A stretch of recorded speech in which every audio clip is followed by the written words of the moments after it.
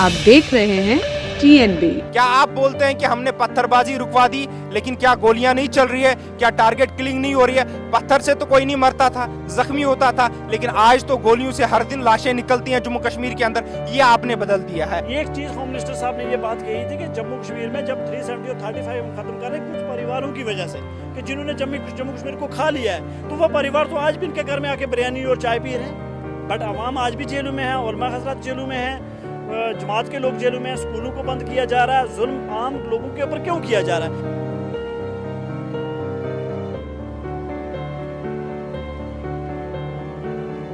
तीन चार ईमानदार, सिंसियर, क्रेडिबल लोगों की एक कमेटी बना के भेजनी चाहिए और उनसे पता करना चाहिए कि 370 और 35 के बाद की हालत क्या है।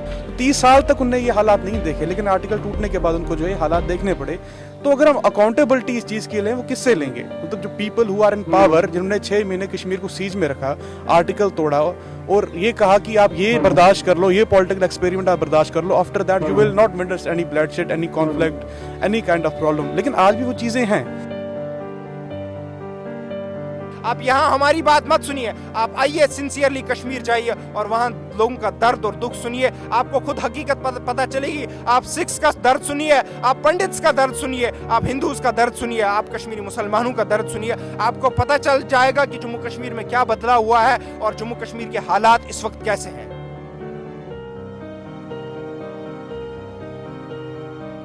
नमस्कार, आप देख रहे हैं TNB। मैं हूं आपके साथ निशा लखवाल।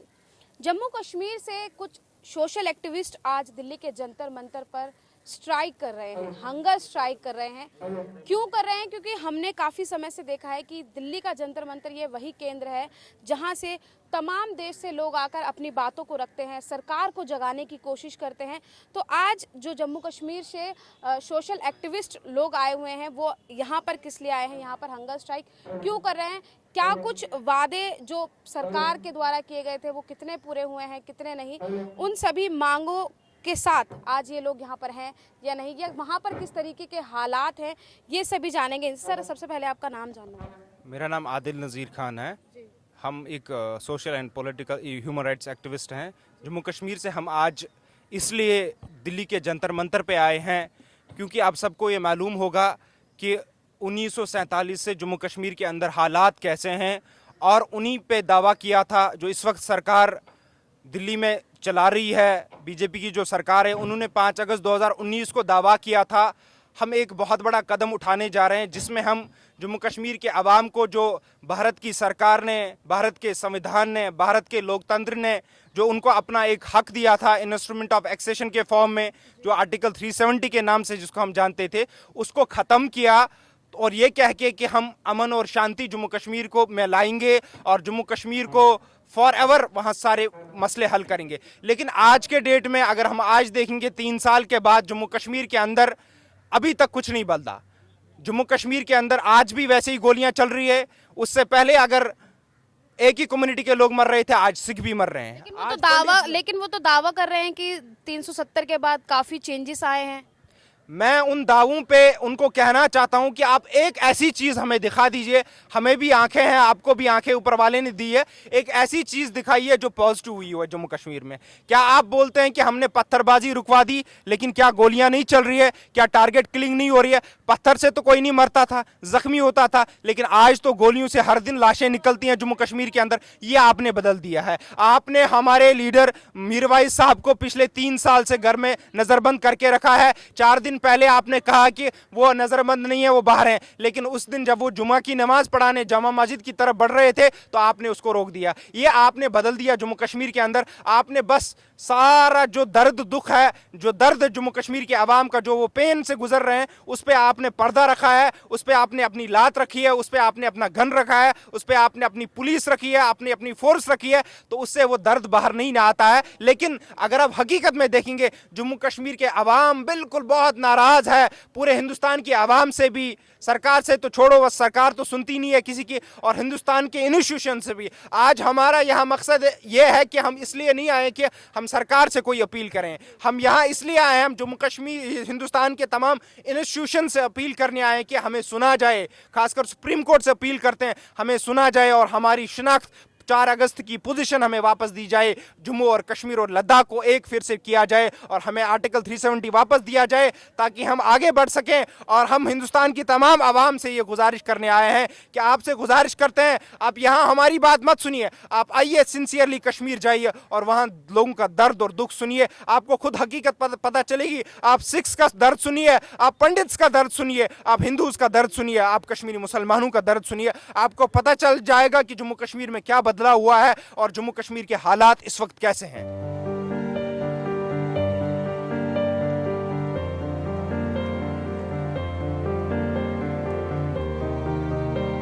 सर आपसे बात करेंगे, अभी सर ने कहा कि पत्थरबाजी रुक गई है लेकिन टारगेट किलिंग बढ़ गई है, तो इसको किस तरीके से देखते हैं? अब ये तो एक सच है कि टारगेट किलिंग्स हो रही हैं, इसमें दो राय नहीं है। आवश्यकता इस बात की है कि जो क्राइसिस ऑफ कॉन्फिडेंस है, ट्रस्ट डेफिसिट है हिंदुस्तान की सरकार और कश्मीर और जम्मू के लोगों के बीच में, और इसको दूर करने की बहुत आवश्यकता है। आवश्यकता इस बात की है कि 370 और 35A के बाद की क्या परिस्थिति है। भारत सरकार को 3-4 ईमानदार, सिंसियर, क्रेडिबल लोगों की एक कमेटी बना के भेजनी चाहिए और उनसे पता करना चाहिए कि 370 और 35A के बाद की हालत क्या है। कश्मीर के सब लोगों के साथ, सब वर्गों के साथ संवाद होना चाहिए। मेरा सौभाग्य रहा है कि मैं 30 सालों से उनके बीच में रहा हूँ, जाता हूँ, 100 बार गया हूँ, और हिंदुस्तान के हर वर्ग को वहाँ जाना चाहिए। तो ये जो क्राइसिस ऑफ कॉन्फिडेंस है वो दूर नहीं होगा। हम लोगों में जो एक डेमोक्रेसी में बात है कि डायलॉग होना चाहिए, संवाद होना चाहिए, वो संवाद नहीं हो रहा है और दूरियां बढ़ती जा रही हैं। यानी कि आप कह रहे हैं कि 370 और 35A जब से हटाया तब से हालात और खराब हो गए हैं, तो आपके हिसाब से वो नहीं हटनी चाहिए? मैं इस बात को इस तरह से रखना चाहता कि सबकी सलाह लेके काम करना चाहिए। 370 और 35A में चूंकि उस समय असेंबली नहीं थी वहाँ पर, वहाँ के लोगों से कोई संवाद हो नहीं पाया, तो इतना बड़ा कदम बिना संवाद के नहीं होना चाहिए। देखिए ना, GST जैसे है, इतना बड़ा इंटीग्रेटेड लॉ है, उसको जम्मू एंड कश्मीर की असेंबली ने भी पास किया, तो उसको लेके कोई शिकायत नहीं है क्योंकि उसमें लोगों का की हिस्सेदारी थी, उनके साथ संवाद हुआ था, असेंबली ने वो पास किया था। लेकिन इसको लेके असेंबली ने कोई पास नहीं किया था, कोई असेंबली नहीं थी, तो इसीलिए 6 महीने बाद हो सकता था, उसकी चर्चा होनी चाहिए थी। और भारत सरकार जो मैंने कहा कि कमेटी वो पता करे, जाके लोगों से बात करे, क्या सच में इससे फायदा हुआ है या इससे नुकसान हुआ है, क्या हम लोगों को नज़दीक ला सके हैं, क्या India is more integrated today, क्या हमने ज़्यादा लोगों का दिल जीत लिया है, क्या इमोशनल इंटीग्रेशन हो गया है। तो ये सारी चीज़ें हो सकती हैं जबकि संवाद हो, और बिना संवाद के कोई भी चीज़ के तो डेमोक्रेसी डिफीट होती है। और क्या जो मतलब जब आप जैसे कह रहे हैं कि धारा 370 जब हटाई गई, 35A जब हटाया गया, तो क्या सिर्फ सरकार ने अपना ही पहलू देखते हुए ये चीज़ की? इसमें तो दो राय ही नहीं है क्योंकि असेंबली ही नहीं थी वहाँ पर, और वो तो किसी के साथ संवाद नहीं हुआ, तो इसीलिए वो तो भारत सरकार का अपना कदम था, और वहाँ पर सारी व्यवस्था कर ली कि लॉ एंड ऑर्डर ना डिस्टर्ब हो जाए, तो उसके लिए हमने अपनी सिक्योरिटी फोर्स का संख्या बढ़ाई, अलर्ट कर दिया, लेकिन वहाँ के लोगों के साथ संवाद नहीं हुआ।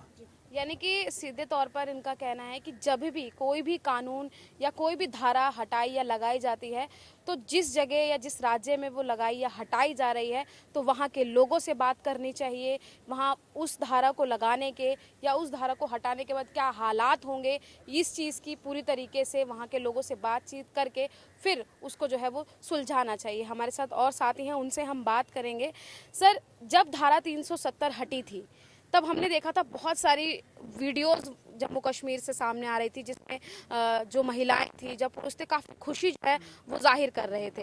लेकिन अब उसका विरोध किया जा रहा है, क्यों? जी, कोई खुशी नहीं थी, ये सिर्फ भाजपा के कुछ लोग थे जो उस टाइम खुशियां मना रहे थे जम्मू कश्मीर में, तो उनका अपना एक मौक़िफ़ हो सकता है। जहां तक रियासत जम्मू कश्मीर की आवाम की हम बात करें, उस रियासत का हिस्सा मैं भी हूं, उसमें अंगद सिंह खालसा हैं, उसमें जितने भी जम्मू कश्मीर के निवासी हैं, हर रंग, हर बेस, हर कलर के सारे वहाँ उस टाइम लोगों को अंदर बंद किया था, हाउस अरेस्ट कर दिया था, किसी को जेलों में डाल दिया था। तो उन चीज़ों में हमने कभी भी एक्सेप्ट नहीं किया। मैं खुद जेलों में रहा हूँ, एक नहीं 4 बार जेल रहा हूँ, ठीक है। मैं 7 महीने जेल रहा हूँ, 2 महीने जेल रहा हूँ जम्मू कश्मीर में। हम अभी भी हंगर में शूज़ उतार के 3 साल से मैं बिना शूज़ के चल रहा हूँ, डिमांड्स कर रहा हूँ कि भाई हमारी डिमांड्स पूरी की जाए। आज हमें दिल्ली मजबूर होना पड़ा, हम यहाँ हंगर स्ट्राइक पे हैं। आज मेरे साथ अंगद सिंह है, आदिल साहब हैं और ये ओपी शाह साहब यहाँ भी आए हैं। तो हमारी डिमांड्स ये नहीं कि हम आपको कोई पत्थर मारने आए हैं, आपको गोली मारने आए हैं, हम ज़बान से अपनी बात रखने आए हैं। हमारी डिमांड्स हैं, सबसे पहले है कि सुप्रीम कोर्ट जल्द से जल्द 370 को देखे, और जम्मू कश्मीर सुप्रीम कोर्ट की तरफ देख रहा है कि जल्द से जल्द सुप्रीम कोर्ट सुनवाई करे और इसके ऊपर जल्द से जल्द फैसला 370-35A को रिस्टोर किया जाए जम्मू कश्मीर में। क्योंकि जब 370-35A को ख़त्म किया गया था, वो गैर आइनी था, गैर जमहूरी था, क्योंकि जम्मू कश्मीर की असेंबली तब चुने हुए नुमाइंदे वहाँ नहीं थे। आपने गवर्नर से थ्रू से पीछे के दरवाजे से आपने 370 को ख़त्म किया था, तो वो जम्मू कश्मीर की आवाम कभी एक्सेप्ट नहीं करेगी, पहली पॉइंट।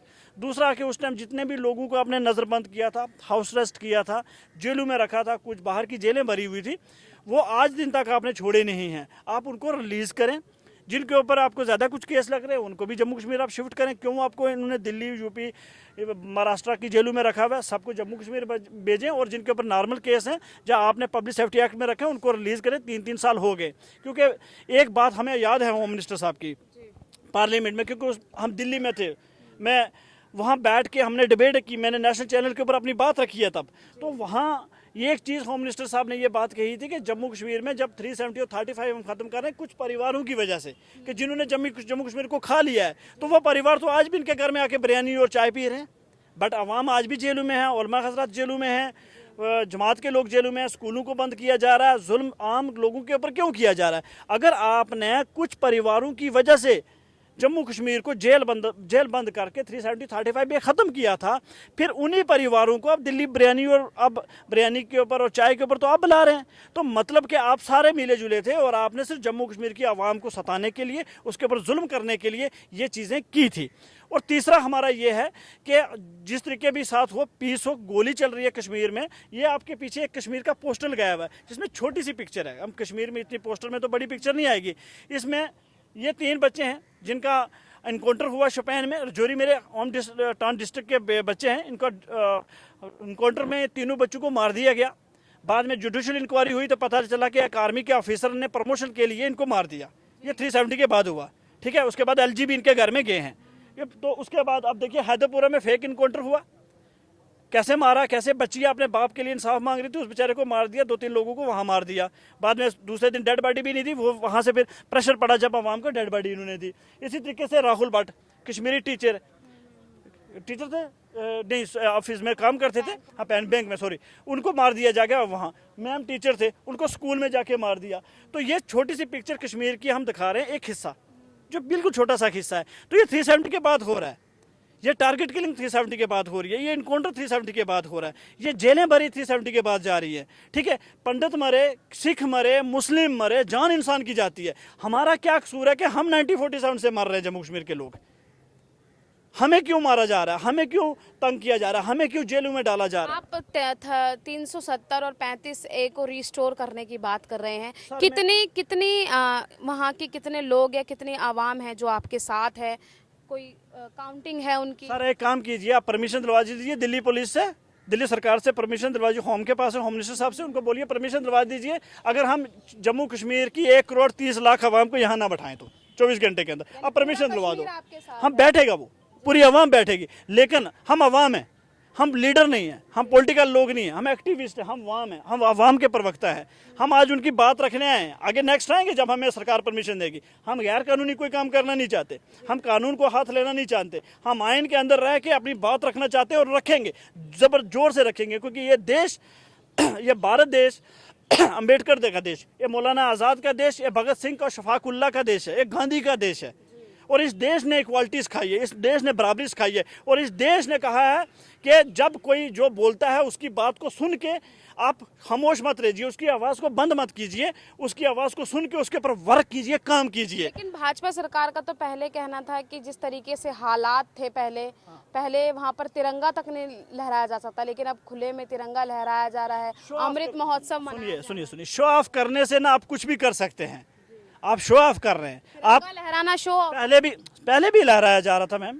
कौन सी गाड़ी पे, वीआईपी की गाड़ी में, स्कूल पे कभी तिरंगा नहीं कश्मीर में लहराया गया? ठीक है, मुझे पहले बता देना, भाजपा आके चैलेंज करता हूँ, मुझे बता दे किस स्कूल, किस ऑफिस, किस बिल्डिंग में पहले तिरंगा नहीं था कि 370 के बाद। हाँ, 370 के बाद आप मार्केटिंग अच्छी करते हो, आप शो ऑफ अच्छा करते हो, वो बेटर है कि आप वो अच्छा कर रहे हो, और उसकी वजह से आप पूरे भारत की देश को ये बेवकूफ़ बना रहे हो कि नहीं, आज़ाद तो 2019 5 अगस्त के बाद हमने कश्मीर को आज़ाद कराया। नहीं, ऐसा नहीं है। ठीक है, कश्मीर में पहले जो कांग्रेस की हुकूमत थी, नेशनल कॉन्फ्रेंस की, जिसकी भी हुकूमत रही, वो भारत के आइन के मुताबिक वहाँ चलती थी। हाँ, वहाँ 370 था, एक खसूसी दर्जा था, और जितने भी बिल यहाँ से इम्प्लीमेंट होते थे वहाँ भी वो पास हुए होते थे, क्योंकि सेंटर की सरकार का इंटरफेयर वहाँ एक सरकार के साथ होता ही था। तो कहीं ना कहीं रियासत की आवाम को परेशान किया जा रहा है, यहाँ नुकसान दिया जा रहा है, फिर डेमोक्रेसी चेंज करने की बातें की जाती हैं। रियासत की नौजवान, रियासत की आवाम कभी भी बर्दाश्त नहीं करेगी। बाहर से आए हमारे लोग मेहमान हैं, किसी जगह से भी आए, हम मेहमानदारी में जम्मू कश्मीर दुनिया में सबसे पहले है, लेकिन हम अपने गले काट के, अपनी ज़मीनें बेच के हम ऐसे लोगों को नहीं बसाएंगे कि हम पे कोई, अब यहाँ तो ऐसे ही तो गुलाम है, लेकिन कोई ये सोचता होगा कि हम इनको गुलाम बना के इनका सब कुछ छीन देंगे। हम मरने के लिए तैयार है, लेकिन ऐसा काम कभी भी हम बर्दाश्त नहीं करेंगे और हम लड़ेंगे। सर, हमने देखा है रिसेंटली अभी कश्मीरी पंडितों की न्यूज़ भी काफ़ी वहाँ से सामने आ रही थी, जम्मू कश्मीर से, और काफ़ी लोग वहाँ से पलायन भी कर रहे थे, और वो कह रहे थे जैसे पहले हालात बने थे अब भी वही हालात जो है वो फिर से बन रहे हैं, और आप एक बार फिर दिल्ली के जंतर मंतर पर आए हैं वही मांगो। देखिए, जब आर्टिकल तोड़ा गया, पहले तो आपको एक चीज़ समझनी पड़ेगी कि head of the state India का नेहरू था, और इंडियन स्टेट ने कश्मीर को एक खुसूसी दर्जा दिया था, और वो खुसूसी दर्जा खाली कश्मीर को नहीं दिया। If you will be aware about this, there is not only article 370 in India, but there is also article 371 in different states of India. तो ये कुछ ऐसा नहीं था जो बहुत खास था खाली कश्मीर को ही मिला, ये कुछ और स्टेट्स को भी दिया गया, सिमिलर लाइक दैट। आप देखेंगे पीस प्रोसेस में 2015 में सेम सिचुएशन जो है वो नागालैंड को जो ऑफर की गई है, और वहाँ पे साइन हुए हैं। वहाँ के सेपरेटिस्ट लीडरों के साथ खुद इस रजीम ने बात करके उनको कहा है कि हाँ, आपको ये हक है जो देंगे। और कोई एक ऐसी चीज़ जो खुद इंडियन स्टेट ने, स्टेट ऑफ द हेड ने कश्मीर को दी, और फिर आप वही चीज़ छीन कर कहते हैं कि अब स्टेबिलिटी और पीस आ गई। और उस पीस और स्टेबिलिटी का जो दावा है, क्लेम है, वो कहाँ खोखला होता। हाल ही 4-5 दिन पहले ही मैं शुपियन भटपुरा गया था, जहाँ पर एक कश्मीरी पंडित को मारा गया। तो जब मेरी उस फैमिली के साथ बात हुई तो उन्होंने मुझे कहा कि हम यहाँ 30 साल से रह रहे हैं, जब सारे कश्मीरी पंडित कश्मीर छोड़ के जा रहे थे उन हालातों में भी हम कश्मीर छोड़कर नहीं गए। लेकिन आज ऐसा हुआ कि 30 साल के बाद एक ऐसा मंजर हमने देखा कि हमारे ऑर्चर्ड में किसी ने हमारे जो है घर के एक सदस्य को शॉर्ट कर दिया। तो 30 साल तक उनने ये हालात नहीं देखे, लेकिन आर्टिकल टूटने के बाद उनको जो है हालात देखने पड़े। तो अगर हम अकाउंटेबिलिटी इस चीज़ के लें, वो किससे लेंगे? मतलब जो people who are in power, जिन्होंने 6 महीने कश्मीर को सीज में रखा, आर्टिकल तोड़ा और ये कहा कि आप ये बर्दाश्त कर लो, ये पॉलिटिकल एक्सपेरिमेंट आप बर्दाश्त कर लो, after that you will not witness any bloodshed, any conflict, any kind of problem. लेकिन आज भी वो चीज़ें हैं। तो इसकी अकाउंटेबिलिटी जो है वो स्टेट गवर्नमेंट को बिल्कुल, सेंट्रल गवर्नमेंट को बिल्कुल देनी पड़ेगी कि आखिर ये चीज़ें क्यों हो रही हैं। अब देखिए कि कश्मीरी पंडितों की आपने बात की, जब राहुल भट्ट को मारा गया, जो पीछे जिनका फोटो लगा है, he was in tehsildar office, he was a government employ in tehsildar office. तो बड़ा नाम पूछ के जो है इनको मारा गया, according to their family members की एक आइडेंटिफाई करके मारा गया उनको। सिमिलरली ऊपर देखेंगे तो आप एक फर्नल का फोटो है, जो प्रिंसिपल थी मिस सतेंद्र कौर, उनका जो है ऊपर एक फर्नल का पिक्चर लगवाया पोस्टर में, सिमिलरली वैसे मारा गया। तो ये जो इंसिडेंट्स हैं हमने कश्मीर में 30 साल तक कभी नहीं देखे, लेकिन आर्टिकल के बाद क्यों ये इंसिडेंट्स हो रहे हैं, इनकी वजह क्या है, ये हमें खुद समझ नहीं आ रही। हम खुद लोग जो है उतंग हैं। एक छोटा सा सवाल मैं आपसे लूंगी, धारा 370 और 35A के पहले का जम्मू कश्मीर और धारा 370 35A के बाद का कश्मीर, क्या डिफरेंस है? डिफरेंस कुछ खास नहीं है। ये चीज़ें हैं कि आप कैसे उसको परोस के आगे करते हो। अब आपने कहा कि कश्मीर के हर गली में, कोचे में तिरंगा जो है वो लहराया गया। अब एक जो आपका नेशनल फ्लैग है, नेशनल सिंबल है, उसके जो डेकोरेशन है, उसकी जो इज्जत है, वो बड़े बड़े टावर्स पे लहराने से नहीं होती। वो तब होती है जब आपका कॉन्स्टिट्यूशन, आपका फेडरल जो स्ट्रक्चर है वो स्ट्रांग हो। आप सोचिए कि जो एक स्टेटस, जो एक बुनियाद जो है स्टेट ऑफ इंडिया ने खुद गिफ्ट की है, आप उस बुनियाद को ही खत्म करके कह रहे हैं कि अब स्टेबिलिटी आ गई। जो चीज़ खुद, क्योंकि देखिए बीजेपी या Congress that is a secondary things, it comes first as a state of India. तो जब नेहरू के हेड करने पर स्टेट ऑफ इंडिया ने आर्टिकल 370 दिया, वही तोड़कर आप कह रहे हैं कि स्टेबिलिटी आ गई और स्टेबिलिटी विटनेस नहीं हो रही। तो वहां पर जो एक डेकोरेंट है स्टेट का, स्टेट की बातों का वैल्यू है वो कम होता है, वो डाउन हो जाती है। एक स्टेट ऑफ जो स्टेट ऑफ रिप्रेजेंटेशन है वो कम होती है, उसकी एक वैल्यू जो है बातों की वो कम हो जाती है, और ये बड़ी दुख वाली बात है। देखिए कश्मीर में जो हालात हैं वो नासाजगार हैं, लेकिन फिर भी उसको ऐसा परोसा जा रहा है कि कश्मीर में स्टेबिलिटी है, पीस है। लेकिन आप आज देखिए कश्मीरी पंडित कंटिन्यूसली स्ट्राइक पे बैठे हैं कि हमें जम्मू शिफ्ट किया जाए। वो 19 से पहले नहीं ये बात कर रहे थे, थोड़ी वो स्टेबिलिटी तो थी, लेकिन आज हालात ऐसे हैं कि वो कह रहे हैं कि हमें शिफ्ट किया जाए जम्मू। तो हालात जो है वो इस चीज़ से एक्सप्रेस होते हैं कि किस तरह से हमने फिर देखा कि हम उनके साथ भी बैठे थे वहाँ पर, और फिर उनको अपने क्वार्टर्स में जो है वो उनका जो वहाँ पर क्वार्टर बना है पीस कैंप, वहाँ पर उनको जो है नज़रबंद किया गया। तो it expose the real situation of Kashmir. और हमारी आज यहाँ 3 डिमांडें हैं, उसमें से पहली डिमांड है कि सुप्रीम कोर्ट के पास आर्टिकल का केस है, और अगर सुप्रीम कोर्ट को वो उसको एड्रेस करके देखती है कि वो एक इनलीगल वे में, एक अनडेमोक्रेटिक वे में जो है उसको एब्रोगेट किया गया है, तो वो उस पर अपना फैसला जो है जल्द से जल्द दे। और कश्मीर के लोग भी जो है अपनी निगाहें सुप्रीम कोर्ट पर रखे हुए हैं। हमें लगता है कि इस कंट्री में रूल ऑफ लॉ है और हमें वहाँ से इंसाफ मिल सकता है। दूसरी हमारी डिमांड है कि जो पब्लिक सेफ्टी एक्ट जैसे कानून है कश्मीर में जो लागू किए गए हैं, देखिए रॉवल्ट एक्ट को आप पढ़ेंगे ना, ईस्ट इंडिया कंपनी के, और पब्लिक सेफ्टी एक्ट को पढ़ेंगे, there is very similarity in both of these laws. लेकिन उस टाइम पर सारे हिंदुस्तान ने खड़े होकर उस कानून को अपोज किया, कहा कि ये कानून जो है ये एक जो स्टेट स्ट्रक्चर है, जो डेमोक्रेटिक स्ट्रक्चर है, फेडरल स्ट्रक्चर है, उसके ऊपर ये कानून जो है सूट नहीं करता।